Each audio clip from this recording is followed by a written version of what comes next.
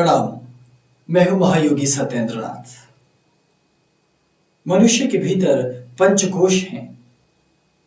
अन्नमय कोश जो हमारा शरीर है, प्राणमय कोश जिससे श्वास जुड़े हुए हैं, फिर मनोमय कोश जो विचार आदि अनेक तत्वों से बना हुआ है,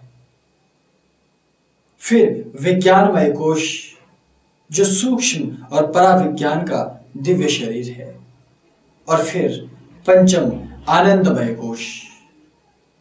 इस प्रकार 5 कोशों को ऋषियों ने अपने दिव्य तेज से मनुष्य के भीतर जाना है। ये 5 कोश समस्त योगियों की सिद्धि के प्रमुख सोपान हैं, सीढ़ी के वो पायदान हैं जिन पर पहुंचकर योगी विविध प्रकार की साधनाओं को और अनुभूतियों को अनुभव करता है। जब योग साधना परिपक्व होती है तो क्रमशः एक एक कोश की अनुभूति उसे अनुभव होने लगती है। इन 5 कोशों के संबंध में शास्त्रीय अवधारणा और गुरुगम्य अवधारणा में भेद भी है, लेकिन दोनों ही मूलतया एक दूसरे से गुंथे हुए हैं, कहीं भी अलग नहीं जान पड़ते।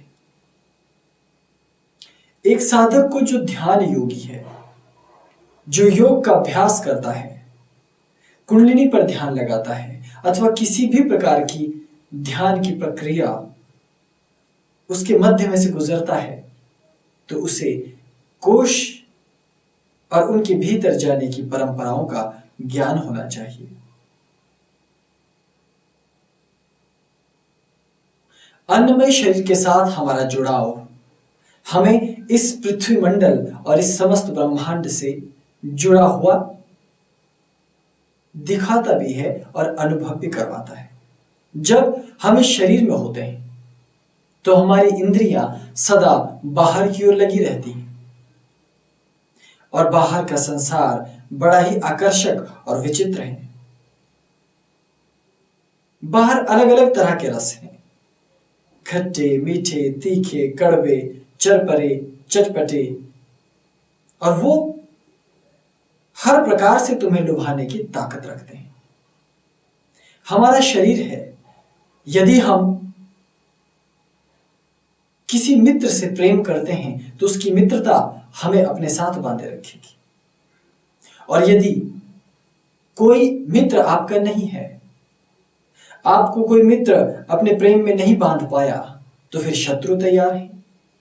वो शत्रुता करेंगे आपसे और शत्रुता के माध्यम से आपको संसार में लगाए रखेंगे। उनका व्यर्थ का काम है, वो सब कुछ छोड़ छाड़ कर आपके बारे में सोचते हैं। उन्हें अपने जीवन की चिंता नहीं, उन्हें अपने समय की भी चिंता नहीं, वो तो केवल आपकी बात करना चाहते हैं, आपको हानि पहुंचाना चाहते हैं, और आप न चाहते हुए भी उनके झमेले में फंस जाओगे। कभी भूख लगेगी तो कभी गर्मी, कभी सर्दी, कभी सुख की अनुभूति तो कभी दुख की। ये सब अन्नमय से जुड़े हैं, और इसी कारण इस संपूर्ण सृष्टि से, संसार से हम जुड़े हुए अपने आप को अनुभव करते हैं।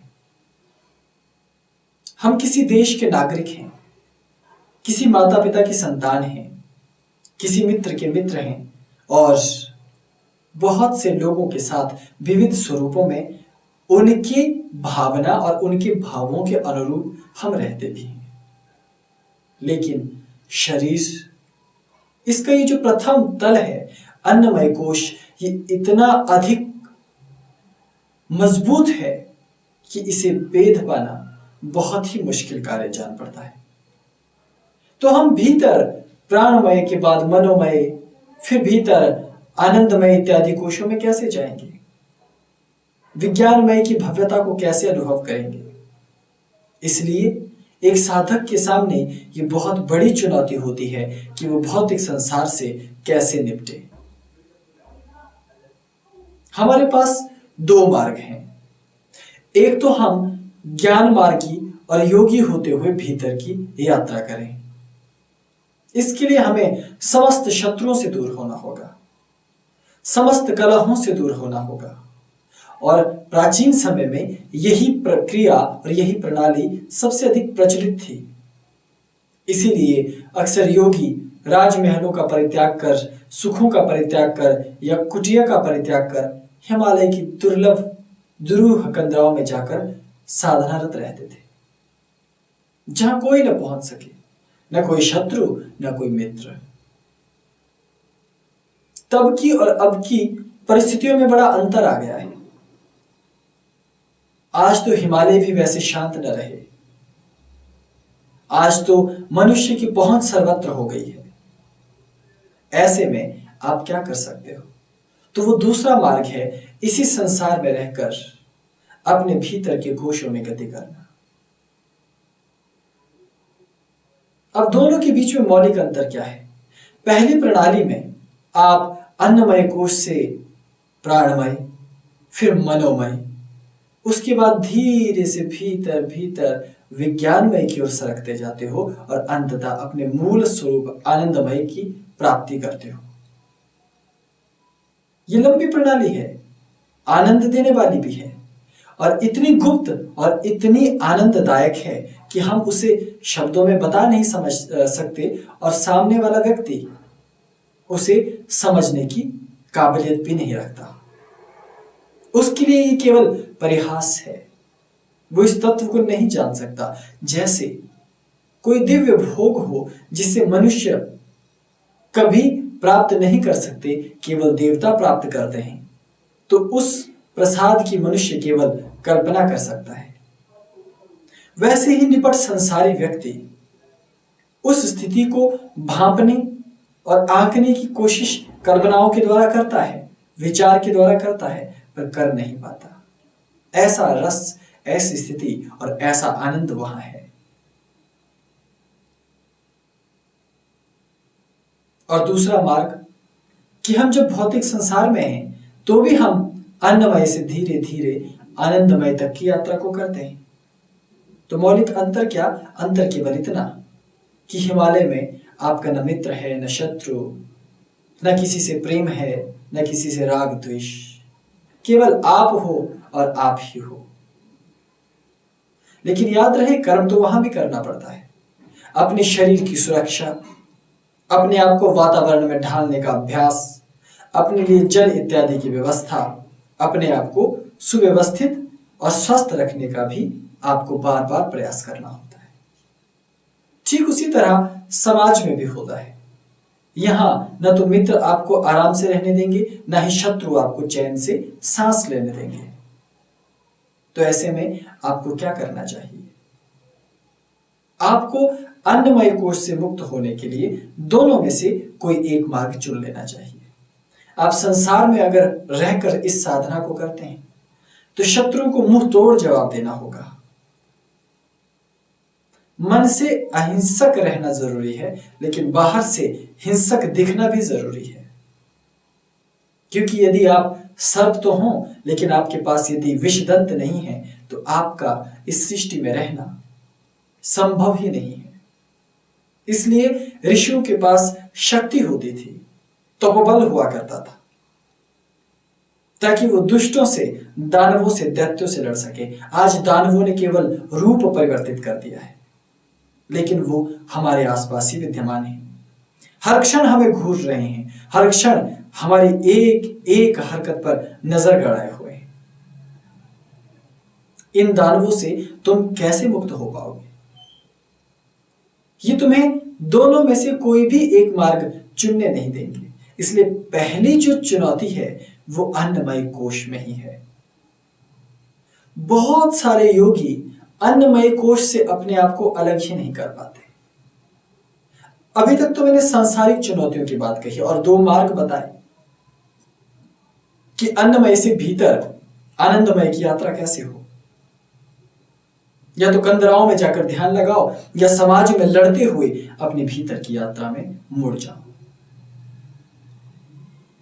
ऐसा संभव नहीं है कि तुम बिना हाथ घुमाए, बिना लड़े, बिना आत्मरक्षा किए सुख शांति से भीतर जा सको। ये कदापि संभव नहीं। सृष्टि ऐसा होने ही नहीं देती। सत्व और तमस गुण के मध्य सदैव द्वंद्व चलता रहता है। पाप और पुण्य के बीच द्वंद्व चलता रहता है। पुण्य इकलौता होता है, एकाकी होता है और सदैव अपने मार्ग पर केंद्रित रहता है। लेकिन पाप वो विस्तृत होता है, फैला हुआ होता है। उसके बहुत से साथी होते हैं, उसके बहुत से तत्व होते हैं, बहुत से सहायक होते हैं और वो सब मिलकर तुम पर आक्रमण कर सकते हैं। ऐसे में तुम कैसे निपटोगे? तो अन्नमय में ही फंसे रह जाओगे। और यदि तुम इन सब से बचने में कामयाब हो गए, जैसे कि साधु संत और महात्मा चोला धारण करने के बाद अपने आप को इन प्रपंचों से मुक्त समझते हैं, लेकिन वो मुक्त नहीं है। अब दूसरी चुनौती है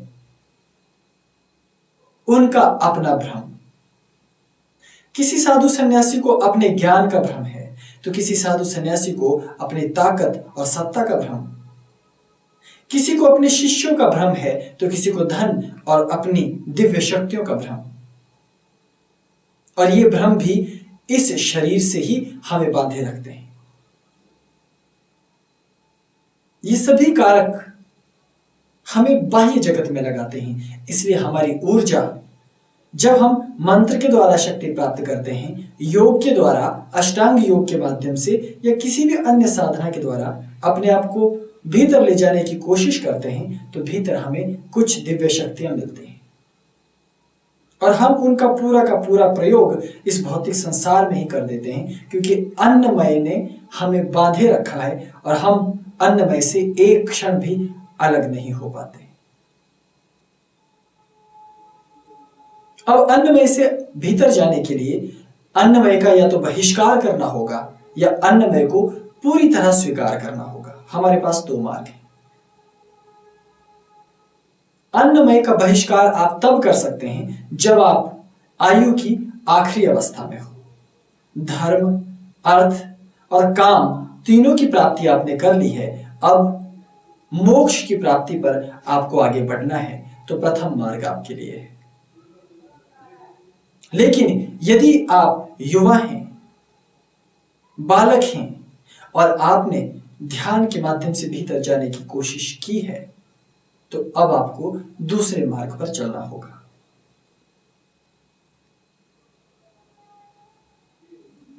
इसे बड़ी गहनता से समझना। अन्नमय से भीतर प्राणमय में उतरना थोड़ा जटिल कार्य है। संसार तुम्हें रोक रहा है और तुम स्वयं भी स्वयं को रोक रहे हो। और जब तुमने भीतर ध्यान लगाया तो तुम्हें कुछ सूक्ष्म शक्तियां प्राप्त होती हैं और तुम उन शक्तियों को भी बाह्य जगत में लगा देते हो।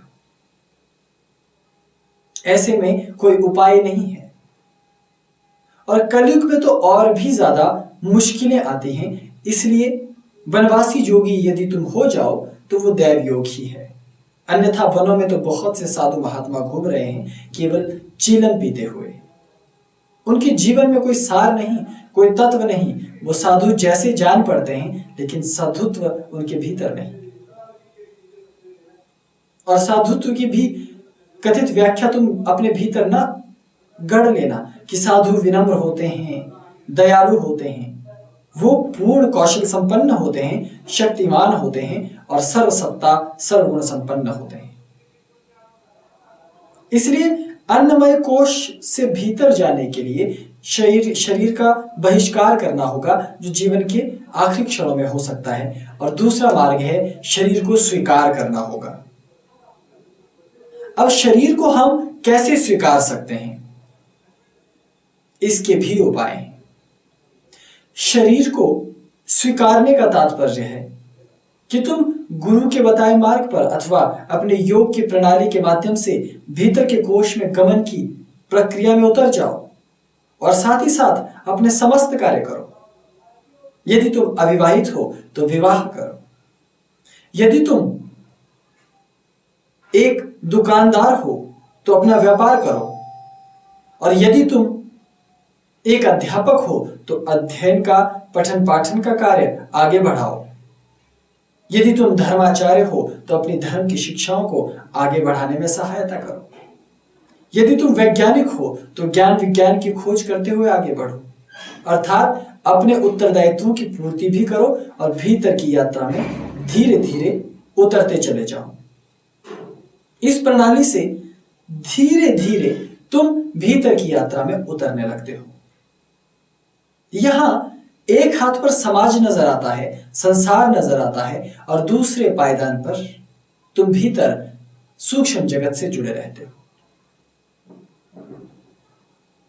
और यहां दोनों मार्ग एक दूसरे से श्रेष्ठ भी नहीं, दोनों बराबर ही चलते हैं। तुम संसार को छोड़कर वैरागी होकर इस मार्ग को अपनाओ तो भी आनंद वही है।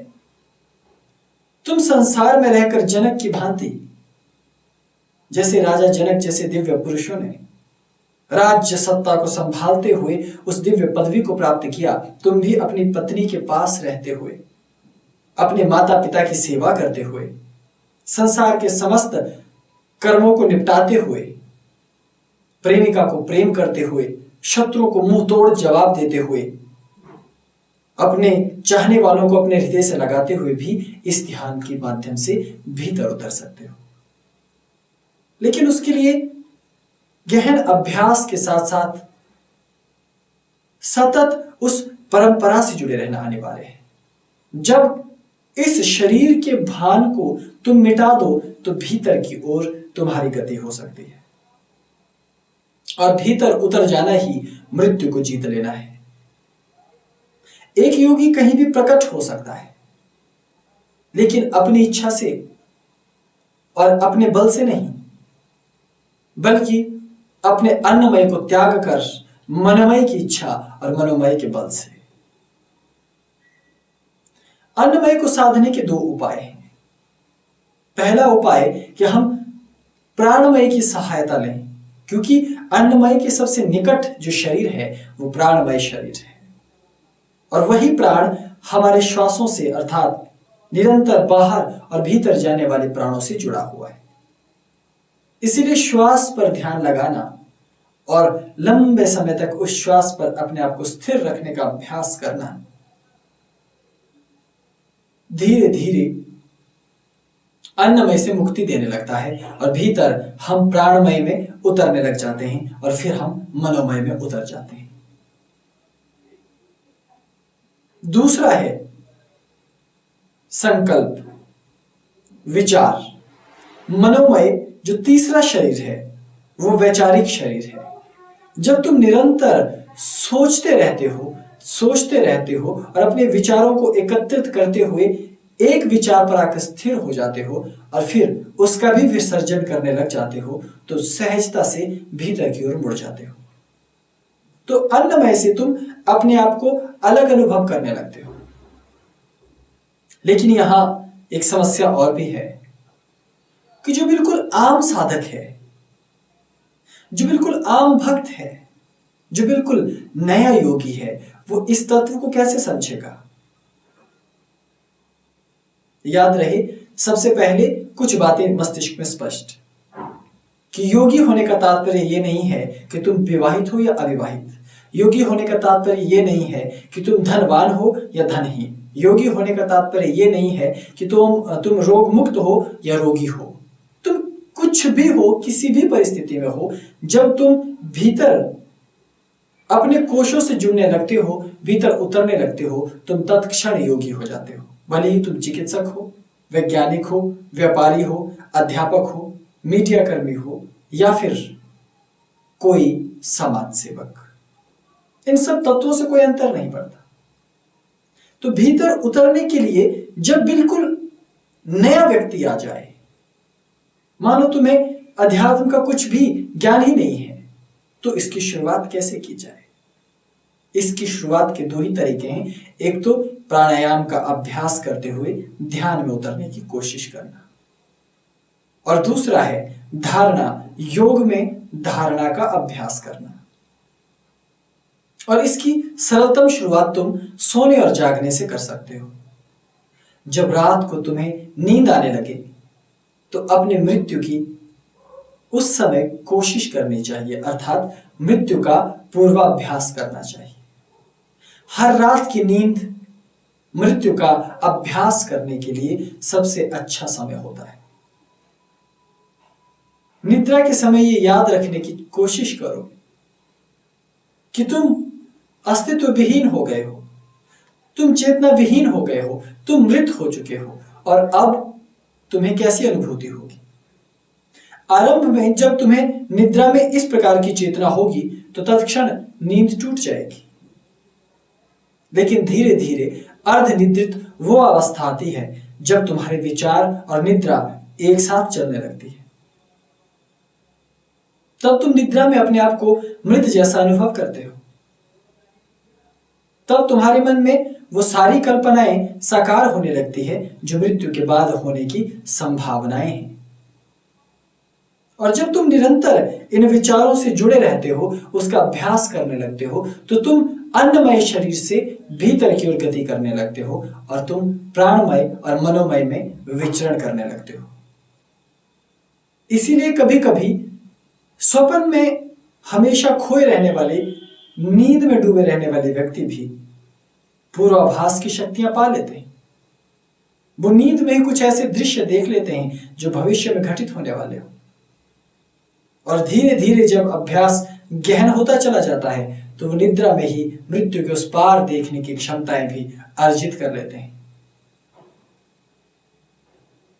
तो अन्नमय कोश से लेकर एक एक कदम करते हुए जब तुम आनंदमय कोश तक पहुंचते हो तो ये यात्रा बड़ी लंबी है, गुरुगम्य साधना पद्धति है और गुरु के आश्रय में रहकर इस अभ्यास को किया जा सकता है, लेकिन शुरुआत तो कहीं से करनी होगी। तो प्राणायाम करते समय अधिक से अधिक देर तक श्वास रहित रहना ध्यान में उतरने की परंपरा प्राचीन परंपरा है।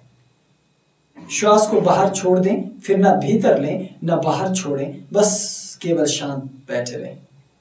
जब यह समय फैलता चला जाता है तो विचार रहित उन्मुक्त अवस्था आने लगती है। रात्रि में जब शैया पर जाकर हम अपने आप को मिटा देने के स्वप्न देखने लगते हैं तो वो स्वप्न धीरे धीरे गहन ध्यान में परिणत होने लगते हैं। तो वो स्वप्न जो फालतू के कार्य और व्यर्थ का समय माना जाता है वो कठोर साधना का समय बन जाता है और एक दिन हम निद्राजयी हो जाते हैं, गूढ़ाकेश। फिर हम निद्रा में नहीं लीन होते, हमें नींद नहीं आती, हम भविष्य को देखने में लीन रहते हैं। फिर हम काल को समझने वाले हो जाते हैं। तब अन्नमय और मनोमय से उधर उस पार विज्ञानमय में हमारा शरीर पहुंच जाता है। तब हम इस सृष्टि के तथ्यों से जुड़ने लगते हैं। लेकिन याद रहे, भीतर के अन्य शरीरों से झगड़ा करना, उनसे उलझना, उनसे लड़कर भीतर भीतर जाना थोड़ा सरल है, लेकिन पहली लड़ाई बहुत जटिल है और वो है अपने इस अन्नमय के साथ लड़ना। जब तक ये अन्नमय शरीर स्वस्थ है कितना सुंदर लगता है। जिस क्षण इसी शरीर के भीतर परजीवी जीव जंतु भीतर चले जाएं, सूक्ष्म जीवी चले जाएं, तो यही शरीर हमें बहुत वेदना देने लगता है। और पृथ्वी पर तो ऐसे ऐसे मनुष्य भी हुए हैं जिन्हें जीवित ही कीड़े लग गए थे, तो उन पर क्या गुजरती है। उस समय ये शरीर इस पृथ्वी पर सबसे बड़ा शत्रु जान पड़ता है। इसलिए अन्नमय की रणनीति को समझ पाना बड़ा जटिल है। और योग माया, महामाया, जिसकी माया से ये संपूर्ण सृष्टि चलती है, उसने हमें इस अन्नमय से ऐसे गूंथ रखा है कि हम चाहकर भी इससे अलग नहीं हो पाते। कभी मान सम्मान प्रेम, तो कभी क्रोध कामाग्नि और वासनाएं हमें अपने साथ बांधे रखती है। कोई तरीका ही नहीं इससे मुक्त होने का। यदि इससे मुक्त होना है तो गुरु के आश्रय में जाकर एक ऐसे सम्यक मार्ग पर चलना होगा जहां युद्ध भी हो, जहां शांति भी हो, जहां प्रेम सौहार्द भी हो और जहां थोड़ा क्रोध और चिड़चिड़ापन भी हो। अर्थात जीवन के वो सभी तत्व हों जो एक आम मनुष्य में होते हैं। तब हम आम मनुष्य की भांति ही भीतर साधना करते हुए भीतर से तो योगी हो जाते हैं, लेकिन बाहर से उतने ही साधारण और उतने ही आम मनुष्य लगते हैं, कि कोई दूसरा व्यक्ति आपको भांप ही नहीं सकता कि आप ध्यान की गहराइयों में भीतर बहुत गहरे उतर चुके हैं।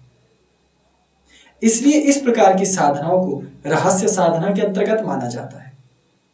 पंचकोश की साधना योग की रहस्य साधना है। जैसे योग में कुंडलिनी साधना रहस्य साधना है, वैसे ही पंचकोश को जानना, एक एक कोश की सूची अपने पास रखना, उसके बारे में विस्तृत जानकारी रखना रहस्य विद्या ही है। तो कोश गमन एक अद्भुत प्रणाली है, लेकिन भीतर के कोशों में उतरने से पहले अन्नमय कोश को समझ लेना, उसकी रणनीतियों को जान लेना और फिर स्वप्न से अपने अभ्यास को शुरू कर प्राणायाम के माध्यम से उसे आगे बढ़ा देना, तो ध्यान की ये यात्रा, पंचकोश गमन की ये यात्रा तत्क्षण शुरू हो जाएगी। अभी पंचकोश गमन में इतना ही। ओम नमः शिवाय।